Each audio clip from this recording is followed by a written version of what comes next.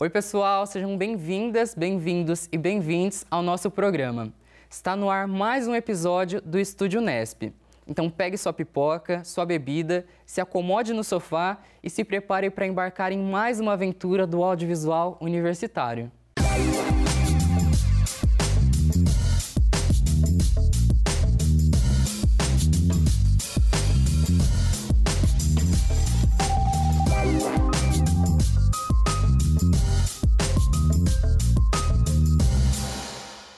No programa de hoje, nós vamos falar sobre o curta-metragem Eu Estou Aqui, um trabalho de conclusão de curso realizado por um aluno de rádio e TV da Unesp de Bauru. O drama conta a história de Felipe e Tiago, um casal que tem suas vidas completamente transformadas às vésperas de seu casamento. Nós bem sabemos que a vida é imprevisível e o curta mostra exatamente isso. Por mais que a gente tente controlar tudo, as situações nem sempre estarão no nosso controle. Agora eu te pergunto, até onde você iria para continuar vivendo um grande amor? O alcance do projeto foi tão positivo que ele foi selecionado para uma exibição na Mostra Latino-Americana de Curtas, sendo um dos 5 convidados a representar o Brasil no evento. Hoje, o curta já ultrapassa mais de 100 mil visualizações no YouTube e esse número não para de crescer. E aí, ficaram curiosos para assistir essa história? Então não se preocupem, pois exibiremos agora o curta Eu Estou Aqui. E fiquem ligados, pois logo na sequência teremos a presença aqui do Rodrigo Pereira, idealizador e diretor do curta-metragem, para falar um pouquinho mais sobre a realização dessa obra para a gente. Então se ajeite aí no sofá e bora conferir juntos o nosso produto de hoje.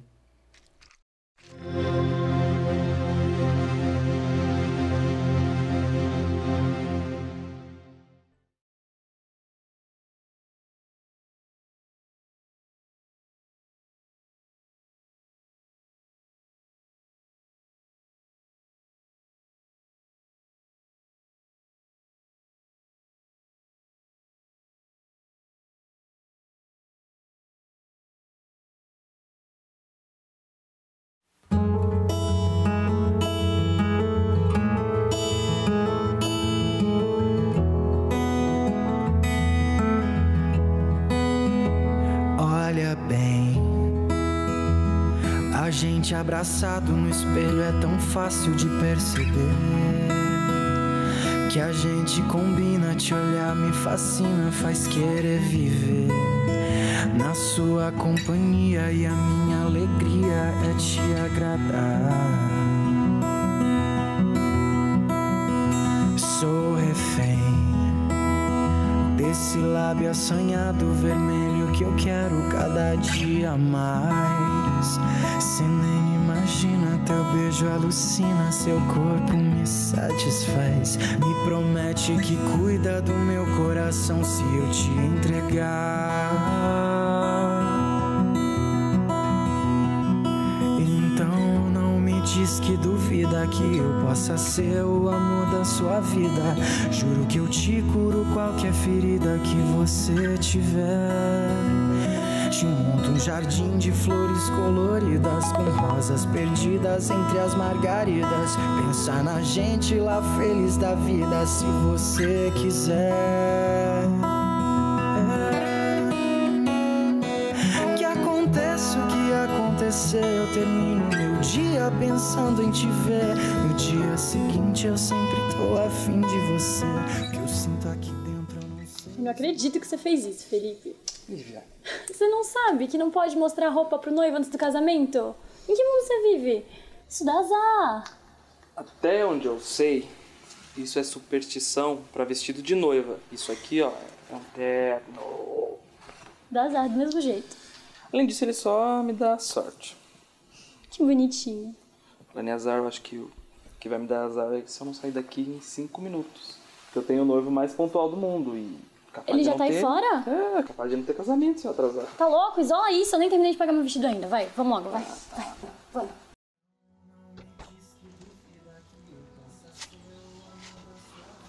Mas tá aqui enfim, né, Cinderela? Ué, não era Bela Adormecida? Eu não sei qual das duas que é a mais atrasada, né? Tô falando sério.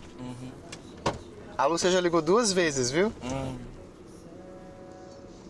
E E se ela não fizer nosso casamento, você já sabe, né? a gente vai servir pão com salsicha e batatinha no molho para os convidados. Aliás, eu gosto bastante dessas batatinhas. Sempre tinha nos meus aniversários. Ó, Coração, você viu se eu deixei o meu remédio de enxaqueca aqui no carro? com certeza, né? Porque você deixa um em cada lugar onde você passa. Ih, já começou, dona Clara? Você precisa voltar no médico, Fê. Dor de cabeça de novo. Na verdade, não é dor. Não tô com tanta dor de cabeça assim, mas eu queria tomar o remédio antes que piore, pra eu poder experimentar as comidas. Porque qual é a graça de casar e não poder experimentar aquele monte de comida gostosa de graça? Não achei não. Você já olhou ali no porta-luva? Já e não tá. Tem certeza? Tenho, dona Clara. Se eu encontrar, o que eu ganho, hein?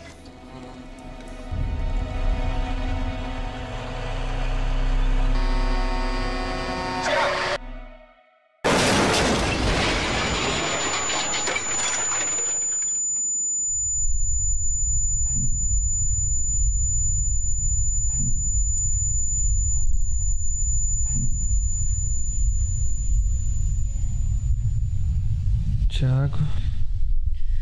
Calma, Fê. Você tá todo machucado. Chamei sua mãe. Ela já tá vindo, tá? Fica calma.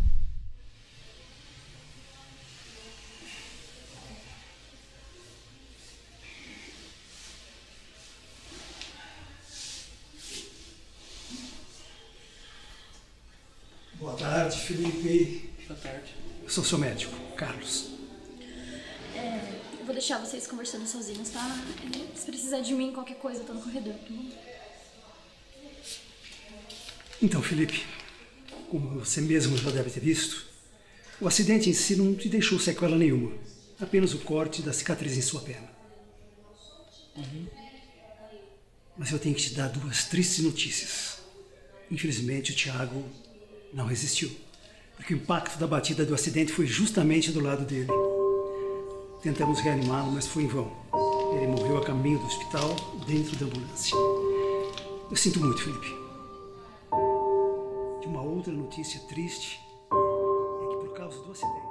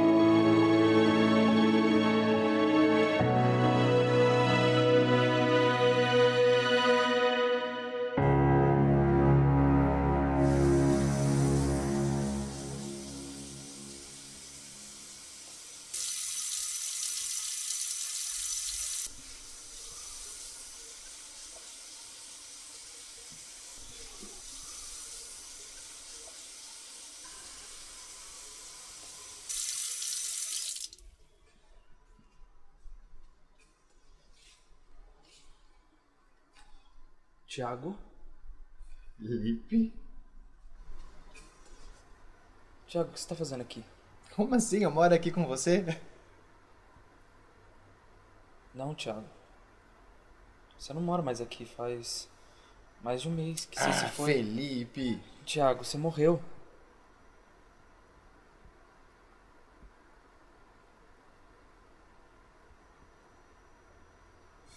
Felipe. Eu não morri. Eu tô aqui com você. Eu matei você. Eu te distraí. O carro veio, bateu no nosso. Felipe. Você morreu. Coração, Você calma. morreu. Calma. Foi tudo mal entendido. Eu tô aqui com você. Olha, sou eu. Mas isso não faz sentido. Isso é loucura. O médico, ele disse que... Ai, não importa o que o médico disse, Felipe. Olha, você não tá me vendo aqui? Mas isso não faz sentido. Isso não tá certo. Tá bom, Fê.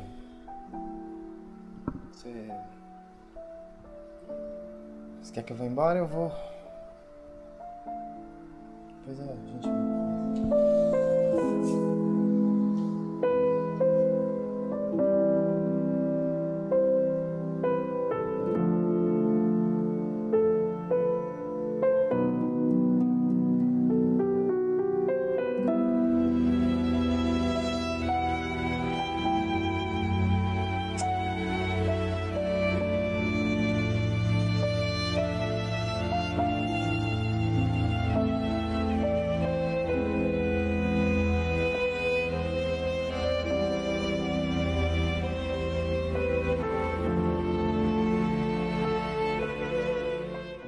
Eu vou te explicar tudo, tá? Não precisa. Não agora. Senti tanto sua falta. Também senti sua falta. Você sabe que eu não consigo viver sem você, né? Me senti tão sozinho no hospital. Parecia que tinha um vazio gigantesco no meu peito. Fica tranquilo, Fê. Isso nunca vai acontecer. Inclusive, eu tô aqui pensando numa maneira de contar pra todo mundo que tá tudo bem.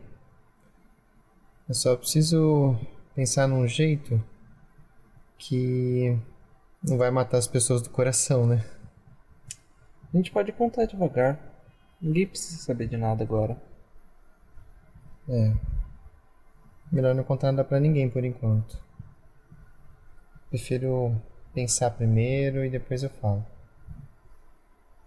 Eu não vou nem atender meu celular durante a semana inteira. Quero que o mundo se exploda. Só quero ficar aqui com você.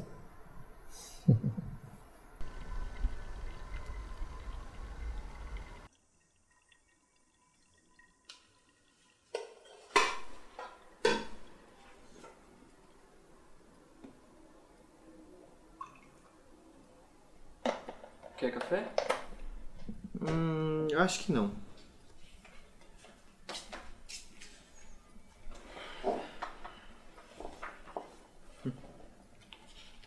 Você não acha engraçado como qualquer história é sempre sobre o amor? Às vezes eu acho que a existência gira em torno do amor. Lá vem o filósofo. Não, Thiago. Eu, inclusive, não concordo com isso. Porque eu estudei narrativa e ela é dividida em 3 tipos: amor, poder, vida e morte. Mas mesmo assim, ô professor Felipe. Olha, o poder, por exemplo, ele é buscado através do amor. Mesmo que o personagem principal não saiba que é isso que ele quer. Eu acho, né? Mas eu acredito que até quem não sente busque isso a vida toda. Tá, mas e vida e morte? Ou você quer salvar alguém por amor, ou você quer se salvar por amor, ou você quer morrer por amor. Pois é, né? Eu quase morri aquela vez pra te salvar na praia. Aliás, o que você tem com água? Lembra daquele rio que a gente foi aquela vez? Que a gente nadou pelado. É claro que eu lembro, né? Nossa, o tempo passa, né? Lembra aquela vez que a gente invadiu o bar fechado? Mas que eu fui totalmente contra. Depois também quis beber. Ai, que dor. Quer que eu pegue o seu remédio? Não, precisa não, depois eu tomo.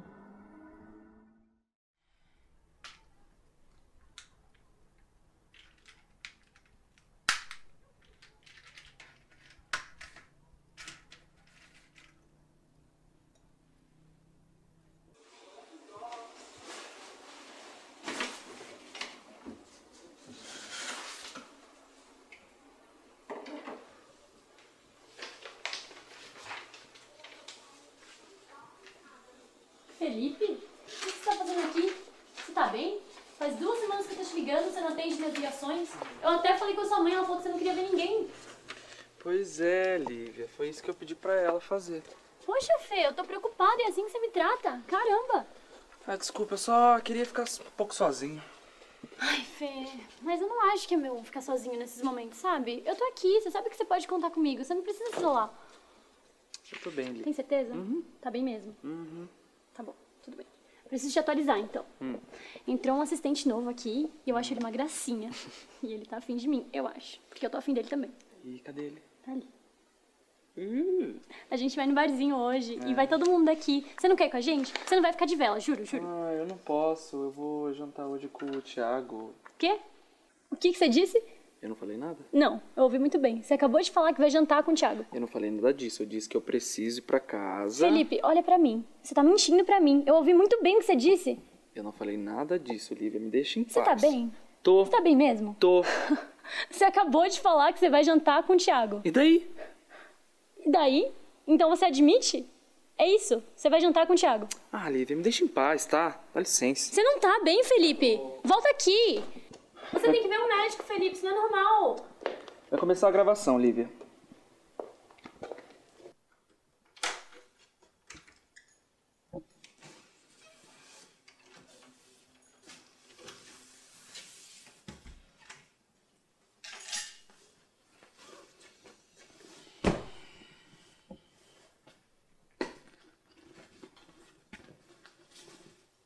Thiago?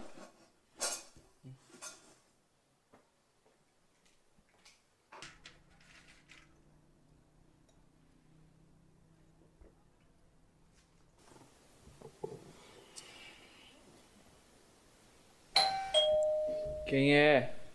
Sou eu. Pode entrar.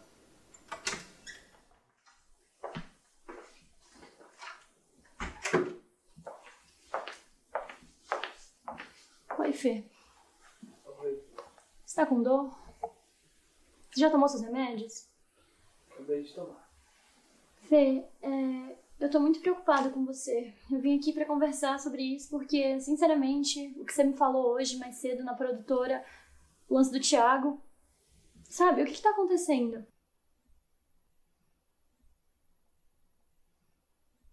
Que horas que você tomou seu remédio? Acabei de tomar. Você tem certeza? Você não quer que eu faça uma compressa em você, nem te leve no médico? Não precisa, Lívia. Fê, mas lá eles vão te medicar e na hora você vai ficar muito melhor, você não sabe da tese.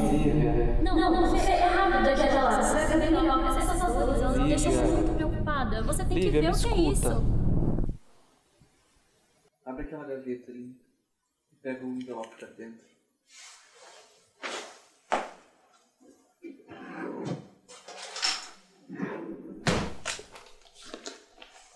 Ah, são os meus exames neurológicos. Você foi no médico? Não, desde o dia do acidente. Por que você tem isso ainda? Estava certo. Você sempre tá certo. Como assim, Fê? Eu não tô bem. Eu não tô louco. Tô doente.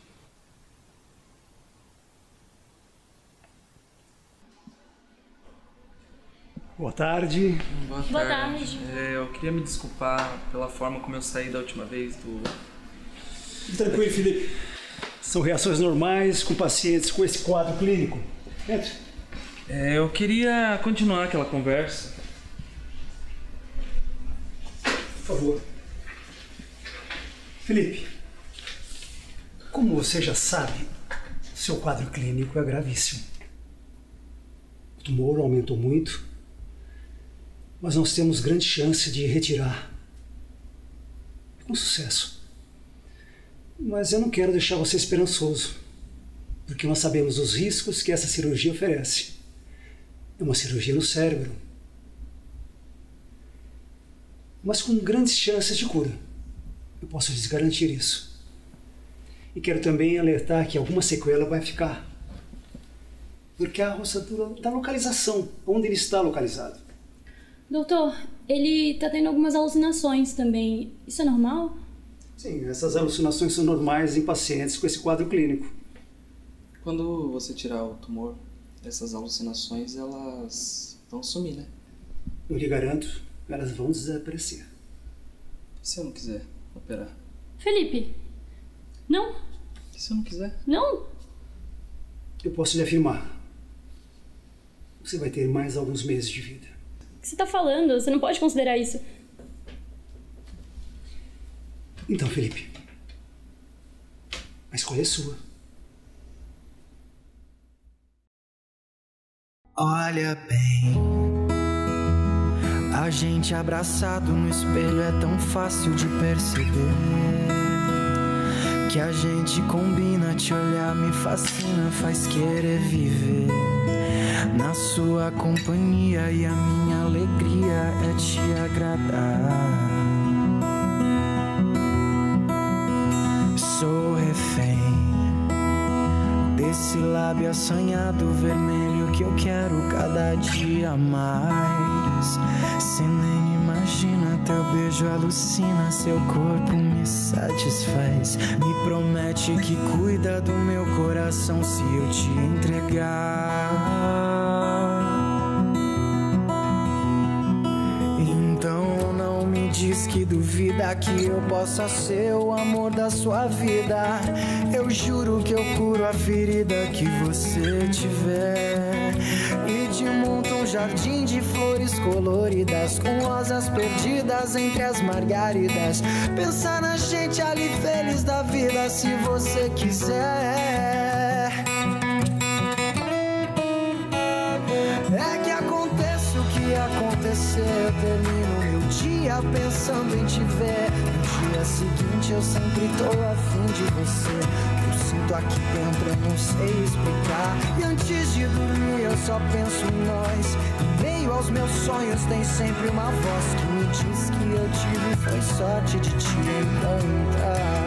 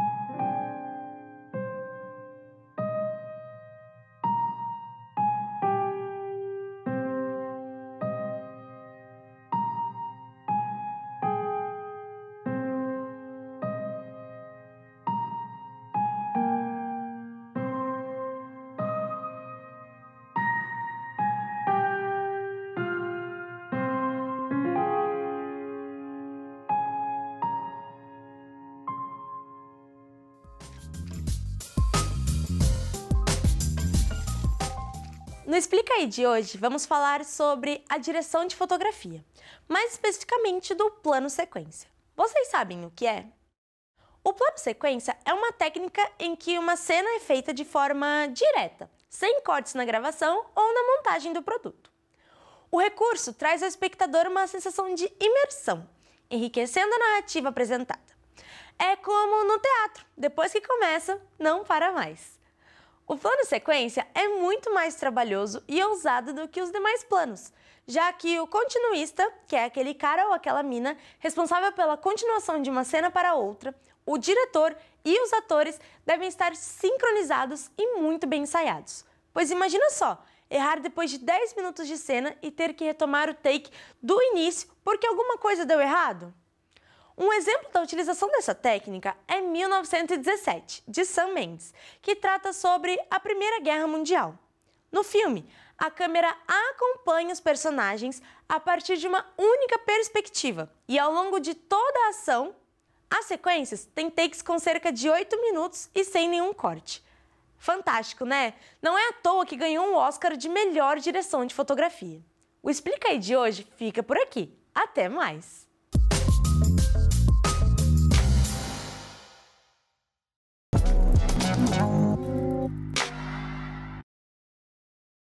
E estamos de volta com o Estúdio Unesp. No bloco anterior, nós assistimos juntos ao curta Eu Estou Aqui. E para deixar vocês ainda mais por dentro do projeto, estamos aqui com o Rodrigo Pereira, diretor e idealizador que veio até o nosso estúdio para conversar com a gente sobre a sua produção. Oi, Rodrigo, tudo bem? Seja bem-vindo ao Estúdio Unesp, é uma honra ter você aqui com a gente. Tudo bem, eu que agradeço ao Estúdio Unesp e à TV Unesp pela oportunidade de estar aqui. Muito feliz. A gente está realmente muito contente de poder te receber e bater um papo sobre a produção do curta-metragem Eu Estou Aqui. Para iniciar, eu queria voltar lá no início de tudo e entender como que foi o processo de produção, o processo de idealização dessa obra, de onde surgiu a ideia e por que você quis contar a história como você contou. Bom, acho que desde que eu comecei a pensar no que eu queria fazer de TCC, já era bem claro que eu queria lidar com uma temática muito próxima de mim, assim. Eu queria fazer alguma coisa que eu estivesse sentindo falta de assistir naquele momento também. E aí eu entrei em contato com a Tainá e com a Natália, que são as duas roteiristas. E aí a gente fez uma reunião de briefing, assim, que a gente queria chegar numa história, ver o que a gente realmente ia fazer, né? Então, nessa reunião, a história, na verdade, originalmente ela é da Tainá. É uma história que ela já tinha em mente, assim. E aí a gente pensou em várias coisas, na verdade. Pensamos em ir mais para o lado do humor. A gente pensou em vários gêneros que a gente poderia trabalhar. Mas, no fim das contas, eu queria muito trabalhar com alguma coisa que me permitisse eu usar mais na fotografia, que era o que o que eu queria trabalhar de fato no TCC, né? A direção e principalmente a fotografia. Então, a gente chegou nessa história que a ideia era, desde o começo, contar uma história com 2 personagens LGBTs principais, mas que a história não fosse em volta disso, né? Não corresse em volta disso. Então, a gente queria contar uma história que poderia acontecer com qualquer casal, e que por acaso acontecia com um casal de 2 homens. E a partir disso a gente começou a criar todo esse contexto e pensar em como a gente poderia transpor isso para a tela de uma forma que ficasse fiel ao que a gente imaginava, né? Então, o processo foi muito colaborativo com as 2 roteiristas, assim. E eu gosto muito do resultado, acho que ficou bem legal. Eu também pude assistir em 2020, quando ingressei na faculdade, o produto, e realmente foi algo que inspirou bastante a todos nós. Eu fiquei também muito maravilhado com o resultado final. Eu acredito que vocês chegaram em uma obra assim completa, e foi realmente muito enriquecedor e gratificante saber que um veterano meu conseguiu chegar em um resultado final, em um produto tão grande e tão promissor assim. E falando sobre uma área que eu gosto muito, que é a área do roteiro, eu queria entender como é que foi o processo de escrita da história, como que vocês foram construindo isso, se vocês se inspiraram em alguma outra obra LGBT que já existe. Legal. O processo foi muito colaborativo, assim, com as 2 roteiristas, a Tainá e a Natália. É uma história que já existia, é uma história que a Tainá, na verdade, já tinha engavetado, assim, por um tempo. E aí a gente fez uma reunião de brainstorming que a gente queria chegar numa história, porque eu sabia o que eu queria fazer de TCC, mas eu não tinha uma história, que era a parte principal, né? E aí a gente pensou em várias coisas, a gente pensou em ir para comédia, a gente pensou em ir para o drama. Eu queria uma história que eu tivesse uma liberdade de trabalhar na fotografia, tivesse um leque maior de opções, né? Então a gente resolveu ir para o drama. Ela já tinha essa história, mas era uma história que era contada com um casal heterossexual, heteronormativo. E aí a gente fez toda essa adaptação. E para isso a gente teve algumas referências de outros filmes LGBTs que também trabalham romances LGBTs da mesma forma, né? São casais LGBTs ali, mas que não tratam daquelas temáticas de sempre. Então, temáticas que, quando você vê um drama LGBT na tela, sempre é relacionado à sexualidade, sempre é relacionado a problemas que isso traz. Então, eu queria trazer de uma outra forma. Então, a gente tem como referência o filme Hoje Eu Quero Voltar Sozinho, que é do Daniel Ribeiro. E é um filme nacional muito legal. E apesar dele ser muito diferente, não é um filme de drama, ele é um filme mais leve, ele também tem esse aspecto de contar uma história LGBT que não é focada na sexualidade dos participantes ali, né, dos personagens. E um outro filme que é uma referência muito forte, e talvez a maior referência desse trabalho, é o filme Direito de Amar, do Tom Ford, que também tem tanto o enredo quanto na direção, ele tem uma história muito parecida assim, com o que a gente queria contar. Então, também é um filme de drama, também conta uma história de uma perda, da mesma forma como no Eu Estou Aqui. E foi uma referência muito forte, assim, porque são roteiros muito parecidos e é um estilo de filme que eu gosto muito, assim. Então, eu acho que são minhas maiores referências, assim, em audiovisual que eu usei para construir o Eu Estou Aqui. Assim. É muito interessante sua resposta. Eu assisti o Eu Estou Aqui pela primeira vez em 2020 e logo no primeiro contato eu também peguei essa referência do Hoje Eu Quero Voltar Sozinho. Foi uma coisa que eu achei muito interessante que você tenha bebido dessa fonte, porque é realmente um filme que marcou bastante o cenário nacional da produção de filmes voltados para o público LGBT e também discutindo temáticas LGBT, né, que é um ponto tão importante para a gente. E agora, partindo para a questão da narrativa em si, a gente percebe que o Eu Estou Aqui começa já com uma cena de acidente que muda completamente a vida dos personagens. E a gente sabe que cenas como essa são bastante difíceis de serem gravadas. Eu queria saber como que isso se deu, como que vocês conseguiram construir a cena e chegar no resultado final tão bom. Olha, vou te falar que nem eu sei como que aquela cena saiu, assim, pra ser sincero, porque foi uma loucura. Na verdade, a gente tinha muitos desafios, né, ao decorrer desse curta, assim. Muitas locações difíceis de conseguir e a cena do acidente acho que era uma das cenas mais importantes, assim, né? Então, eu tinha um medo muito grande de como ela ia ficar, assim.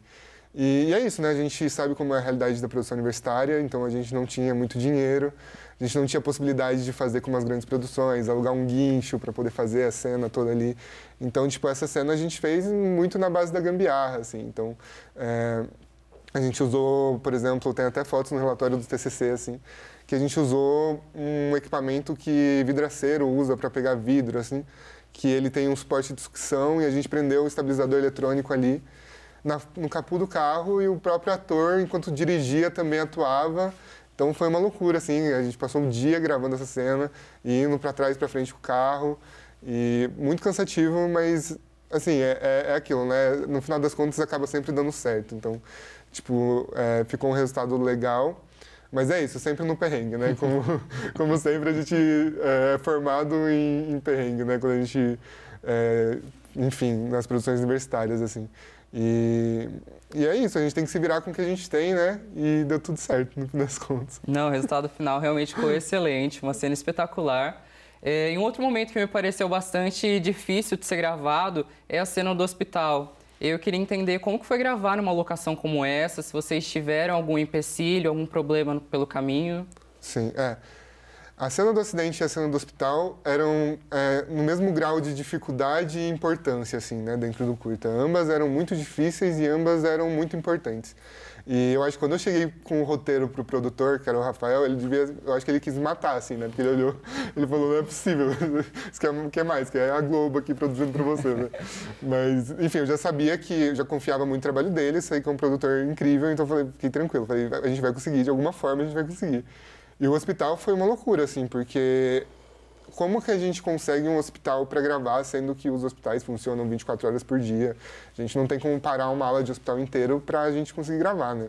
E aí que entra, eu acho que o universo ajudando de alguma forma, porque o Rafael, ele entrou em contato com vários hospitais de Bauru para tentar alguma parceria e a gente correndo atrás, porque era uma cena muito importante, assim, não tinha como não ter essa cena. Então, mesmo que fosse num hospital improvisado, a gente ia ter que dar um jeito de fazer. E aí, a gente deu muita sorte que uma ala do hospital de base aqui de Bauru, tinha acabado de ser reformado, ainda não tinha sido inaugurado, e aí eles liberaram pra gente fazer essa gravação. Só que essa liberação veio, tipo, sei lá, um mês antes da finalização do roteiro, assim. Então, a gente não tinha nem o roteiro pronto ainda. A gente, de acordo com o cronograma, a gente ainda ia demorar muito para começar a gravar. E foi assim, na loucura. A gente conseguiu o hospital, tipo, na segunda-feira, e a gente tinha até sábado para gravar. Então, tudo meio nas pressas. A cena do hospital, inclusive, foi a primeira cena que a gente gravou no curto inteiro. A primeira cena que eu dirigi de um filme, assim, então foi um desafio, porque era uma cena muito importante, uma cena muito difícil. A gente tinha pouquíssimo tempo para gravar, então num prazo ali de 3, 4 horas, a gente fez tudo que tinha que fazer dentro do hospital, tanto as cenas que acontecem ali dentro do consultório médico, quanto as cenas que acontecem dentro do quarto de hospital mesmo. Mas, ao mesmo tempo, foi muito gostoso, assim, foi aquela adrenalina, né? Porque a gente, a qualquer momento, eles podiam falar, olha, deu tempo, a gente precisa que vocês saiam, e assim, tinha que dar certo, porque era uma oportunidade, a última oportunidade, assim, porque na segunda-feira a aula já ia ser inaugurada e eles iam começar a usar realmente para atender os pacientes.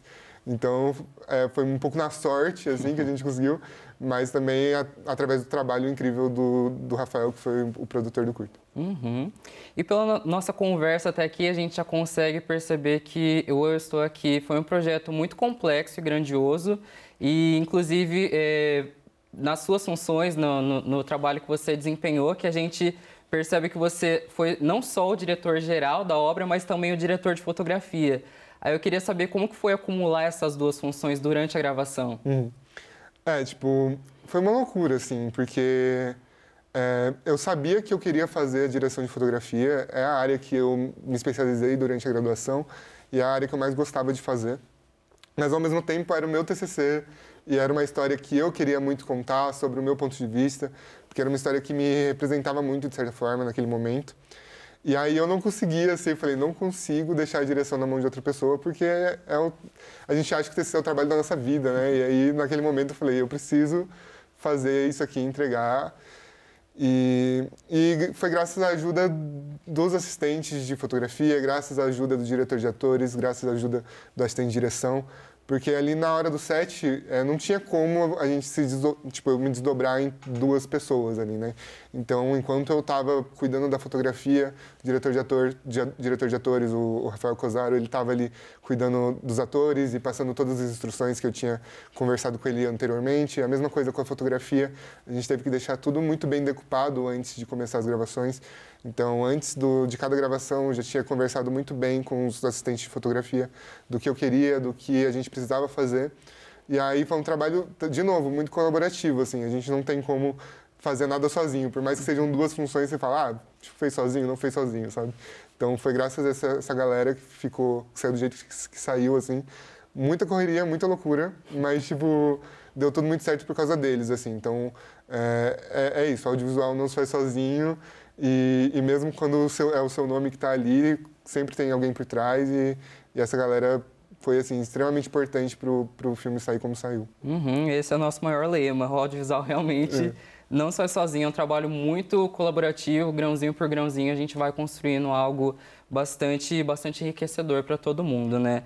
Aí agora partindo para outro aspecto, a gente sabe o quão difícil é conseguir patrocínio para produções que vêm na temática LGBTQIA+, que discutem e trazem relevância à comunidade LGBT. Aí eu queria saber como foi o processo para você conseguir patrocínio e apoio para tirar o filme do papel. Como que isso se deu? Bom, a maior parte do financiamento, na verdade, todo o financiamento que a gente conseguiu para esse curta veio através de uma plataforma de financiamento coletivo. Então, com a ajuda de amigos, familiares, né, a galera que ajudou e que acreditava no projeto e fez essas doações através dessa plataforma. A gente tentou também, a produção executiva foi atrás de diversos estabelecimentos, aqueles estabelecimentos que agora, no mês de junho, fazem toda aquela campanha, assim, em prol da diversidade, aquela coisa bonita, colorida. Mas eu senti que a gente teve essa dificuldade de conseguir patrocínio das empresas aqui de Bauru. E acredito que muito por causa da temática, porque muitas das empresas que a gente entrou em contato são empresas que já tinham ajudado a gente em outros projetos, então a gente sabia que já tinha ali um certo alcance no meio universitário dessas empresas. Mas eu senti essa dificuldade de conseguir o patrocínio e eu acredito que seja muito por causa da temática. Então a gente vê que apesar de tudo ainda tem essa certa dificuldade quando a gente fala de produtos LGBT no mercado. Basicamente, o projeto foi inteiro bancado com R$700 do Catarse e o resto, dinheiro tirado do próprio bolso, assim, para conseguir comprar equipamento e fazer o melhor que a gente podia. Então, se já é difícil por ser universitário, ainda acaba se tornando um pouco mais difícil pela temática, sabe? Com certeza. Aí, Rodrigo, eu queria perguntar para você, trazer que o curta é contado principalmente a partir da relação do casal de protagonistas e isso acaba dando um destaque muito grande para a atuação dos personagens. Aí eu queria entender como que foi o processo de seleção do elenco, como é que se deu o casting para que você chegasse nos dois selecionados finais. Bom, a gente teve todo um processo de casting que a gente fez através de divulgação em rede social. Também a gente procurou através de escolas de atores, né, escolas de atuação aqui de Bauru. E a gente teve um número não muito grande assim, de inscrições, mas a gente conseguiu, dentro dos inscritos ali, fazer algumas dinâmicas legais para a gente chegar a conseguir visualizar principalmente a química dos atores, né? Era muito importante que os dois tivessem uma química em cena e passassem verdade dentro do que a gente precisava. A gente precisava de um casal que parecesse um casal real ali, né? Então, primeiro a gente fez os castings individuais, então passando ali o texto, uma leitura de roteiro, fazendo algumas dinâmicas com esses atores. E depois a gente fez o mesmo casting aí já com algumas pré-seleções, com os atores contracenando juntos, assim. Então, a gente fazia como se fosse uma gravação mesmo já para valer, fazendo combinações diferentes com diferentes atores ali da primeira seleção. Todo esse trabalho junto com o nosso diretor de atores. E aí para a gente chegar num resultado que passasse verdade na tela, né? Que era o que a gente precisava, assim. Então, acho que o processo foi meio que esse, assim. Também foi um processo rápido, a gente tinha ali muito pouco tempo, mas funcionou. Ah, que ótimo. Aí agora caminhando para um ponto de curiosidade do apresentador mesmo, eu queria saber como que se deu a pós-produção do curta-metragem, porque a gente percebe que a montagem e a colorização do curta foi feito com muita cautela e com muita atenção. Aí eu queria saber como que isso foi, quanto tempo isso demandou da equipe. Bom, a pós-produção era muito engraçado, assim, porque enquanto diretor e diretor de fotografia, às vezes a gente tipo, não conseguia focar a atenção ali em uma só das coisas, né? Então eu sempre estava com a atenção um pouco dividida entre as duas funções. Então eu sempre ficava com uma certa insegurança, assim, de como a cena tinha ficado no final das gravações. Então era muito engraçado que às vezes a gente chegava numa diária de gravação de 8 horas, assim, no final do dia, e eu já abria o computador e já começava a montar ali no mesmo dia, assim, porque era aquela ansiedade de saber como tá ficando. Então, às vezes, o processo de montagem ele foi muito ao mesmo tempo, assim, do que o processo de gravação, sabe? Então, quando a gente estava gravando, terminei de gravar, acabava já montando ali no mesmo dia, já via como que ficou, se deu certo, se não deu, e para passar um pouco dessa ansiedade também. E o processo de colorização ele foi um pouco mais demorado, ele foi logo depois do final das gravações, a gente já começou a fazer todo um estudo, porque a gente queria também que, apesar das cenas terem as cores individuais ali, a gente queria que no final das contas tivesse uma unidade no filme inteiro. E foram 2 processos que foram um pouco mais individuais, assim, um pouco mais, né, a edição, você ali, o computador, um pouco mais solitário. Mas, de novo, também sempre com o auxílio dos assistentes de fotografia, sempre mandava para eles para saber a opinião deles, o que eles pensavam também. Rafael também me ajudou muito nesse ponto, então a gente estava sempre ali montando junto e colorizando junto também. Mas foi um processo bem gostoso, assim, eu gosto bastante de montagem também. E aí teve toda a parte de sonorização que foi feita, né, a captação em estúdio, em set, foi feita pelo Henrique. E aí a edição que o Rafael também ajudou. Então, era uma equipe muito pequena e todo mundo fazendo um pouco de tudo ali, fazendo várias funções para o projeto sair rápido, né? Que era um dos objetivos também. Uhum. Eu também queria aproveitar para te perguntar por que a escolha de fazer um drama como trabalho de conclusão de curso e por que você quis trazer o luto como sendo uma das temáticas ali onde o projeto ia se apoiar? Uhum. Bom, quando a gente estava naquele processo de briefing, de conseguir decidir qual história a gente ia contar, eu tinha muito claro na minha cabeça as funções que eu queria fazer e o que eu queria entregar no TCC, né? Eu queria muito fazer um TCC que eu pudesse experimentar na parte da fotografia, principalmente. Então, quando a gente foi pensar em qual gênero que a gente iria produzir, o drama me pareceu um lugar que eu conseguiria experimentar mais, assim. Então, a gente tinha algumas histórias mais voltadas para comédia, algumas histórias mais voltadas para outros gêneros dramáticos também. Mas a gente chegou nessa conclusão de que eu conseguiria brincar mais com a fotografia e com a direção num produto que contasse uma história um pouco mais densa, assim, né? E esse processo essa temática, na verdade, durante o processo foi muito natural, assim, a gente chegar nesse lugar e depois que o curta, já com o curta pronto, eu comecei a entender que era um filme também muito autobiográfico e não de uma forma pensada, sabe? Não foi um objetivo, mas no fim das contas é um filme que retrata muito o Rodrigo de 2019, 2018, assim, sabe? Então, tipo... Muito da história do filme também é muito da minha forma como eu enxergava relacionamentos amorosos naquela época. É uma forma de como eu imaginava que aquilo se daria, assim. Então, foi um processo um pouco natural, não sabia que estava pensando dessa forma, assim, não foi uma coisa muito pensada no sentido de, tipo, quero fazer um drama dessa forma, mas no fim das contas se deu de uma forma que representou muito quem eu sou também. É um filme que ele está muito próximo da minha personalidade naquele momento, sabe? Uhum. E aí, para encerrar essa nossa rodada de bate-papo, eu queria perguntar para você, queria dizer, na verdade, né, que o curta foi indicado e ganhou diversos prêmios nos últimos anos. E queria saber como que você recebe tudo isso, como que você vê essa questão da recepção do público e se você esperava ter um resultado tão positivo assim. Bom, Um dos objetivos, né, quando eu pensei nesse filme, quando eu fiz esse filme, eu queria que ele fosse assistido. Eu queria que ele chegasse no maior número de pessoas possível, porque eu acho que esse filme funciona muito bem como uma porta de entrada, assim, não só para as pessoas que já são LGBTs e que vão se identificar, mas também para pessoas que às vezes nunca tiveram contato com a nossa realidade, sabe? Então, ele é um filme... Existem filmes que retratam de uma forma muito mais forte as realidades das pessoas LGBTs no Brasil, enfim, no mundo. Eu tenho consciência de que é um filme mais leve nesse sentido das problemáticas que envolvem, sabe? Que a gente sabe que existem realidades muito difíceis e muito diferentes do que o filme retrata, mas eu acho que ele funciona muito bem como uma porta de entrada, sabe? Para pessoas que nunca tiveram contato com essas temáticas. Então, eu queria muito que fosse um filme que chegasse em muita gente, mas eu não imaginava que ele fosse chegar realmente na quantidade de gente que chegou, assim. A gente passou por vários festivais no Brasil, mas um que foi muito marcante para mim foi a Mostra Latino-Americana, porque eu estava ali com o meu filme sendo exibido ao lado de grandes diretores da América Latina, pessoas que eu admiro muito, assim.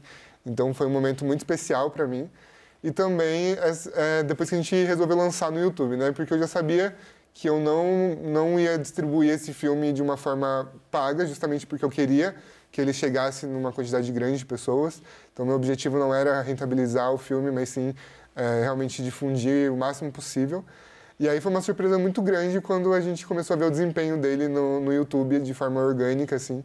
A gente não tinha dinheiro para fazer uma publicidade grande para, tipo, impulsionar o filme. E foi muito legal que a gente viu que o crescimento foi gradual, mas ao mesmo tempo muito rápido, assim. O filme foi lançado há pouco mais de um ano. A gente já tem mais de 110 mil visualizações no YouTube. E é muito legal, além das visualizações, a gente vê o feedback das pessoas, assim. Porque tem muitos comentários muito legais, assim, sobre o filme. Um deles que me marcou muito, assim, que é de um rapaz que ele comentou que ele tinha passado por uma situação muito parecida. Ele perdeu o companheiro dele também num acidente de carro. E ele assistiu o filme e ele comentou o quanto o filme foi bom para ele, assim, porque ele se sentiu acolhido quando ele assistiu o filme. Porque ele se sentiu representado também. E é como se a história dele tivesse sido contada por alguém. Então eu falei assim, nossa, eu queria que o filme chegasse em muita gente, mas se só essa pessoa tivesse assistido também já teria valido a pena, assim, sabe? Então acho que essa parte foi a parte mais gratificante de todo o trabalho.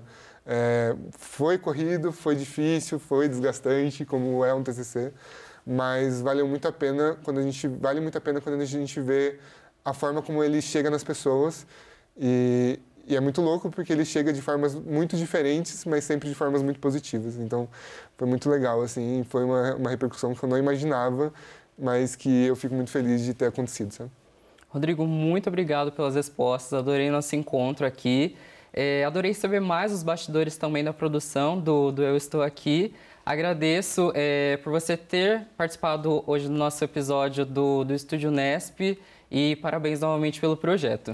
Eu que agradeço, estou muito feliz de estar aqui e agradecer também a toda a equipe envolvida, a equipe do curta-metragem, porque é graças a ele que o projeto chegou onde chegou. E é isso, muito obrigado. Bom, e se você gostou da exibição do curta Eu Estou Aqui, dá só uma olhadinha nessas indicações de produções audiovisuais que a nossa equipe preparou para vocês. E vamos de Indica Aí.